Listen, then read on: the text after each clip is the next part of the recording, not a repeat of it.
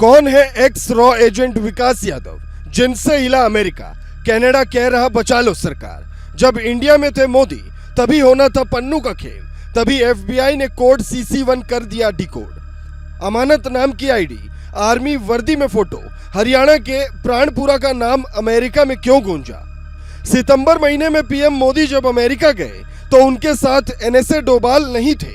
कई दिग्गजों ने कहा अमेरिकी अदालत ने डोभाल को नोटिस दिया था।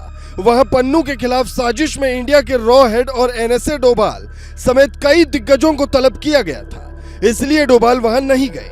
अब एक महीने बाद अमेरिकी खुफिया एजेंसी FBI ने जो खुलासा किया है वो और हिला देने वाला है। अमेरिकी एजेंसियों का आरोप है कि भारत की खुफिया एजेंसी रॉ ने अपने एक एजेंट विकास यादव को पन्नू को ठिकाने लगाने की जिम्मेदारी दी थी, जिसने निखिल गुप्ता नाम के आरोपी को इसका कॉन्ट्रैक्ट दिया।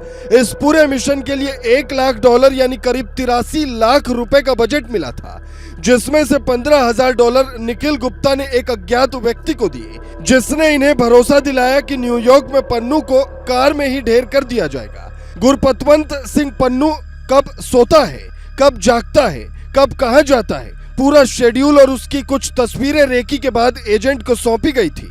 पूरा प्लान तैयार था, तभी मोदी अमेरिका चले जाते हैं।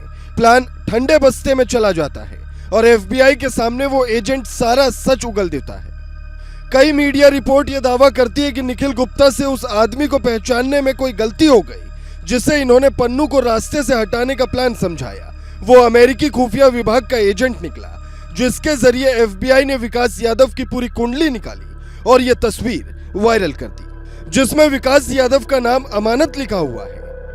जन्म तिथि 11 दिसंबर 1984 दर्ज है। बाल का रंग काला, हाइट 5 फीट 10 इंच से 6 फीट 1 इंच, जन्म स्थान प्राणपुरा हरियाणा इंडिया लिखा है। आंखों का रंग भूरा, वजन 175 पाउंड यानी करीब 89 किलो और नागरिकता भारतीय लिखा है। इसके साथ एक आर्मी की ड्रेस में तस्वीर भी सामने आती है तो दिल्ली से लेकर न्यूयॉर्क तक फोन की घंटियां तड़तड़ाने लगती है। भारतीय विदेश मंत्रालय के प्रवक्ता रणधीर जायसवाल बकायदा ये कहते हैं कि विकास यादव नाम का कोई आदमी सेवा में नहीं है। अमेरिकी विदेश मंत्रालय इस बात पर संतुष्टि जाहिर करता है कि भारत ने हमारी बातों को सुना और उसे सेवा से निकाल दिया।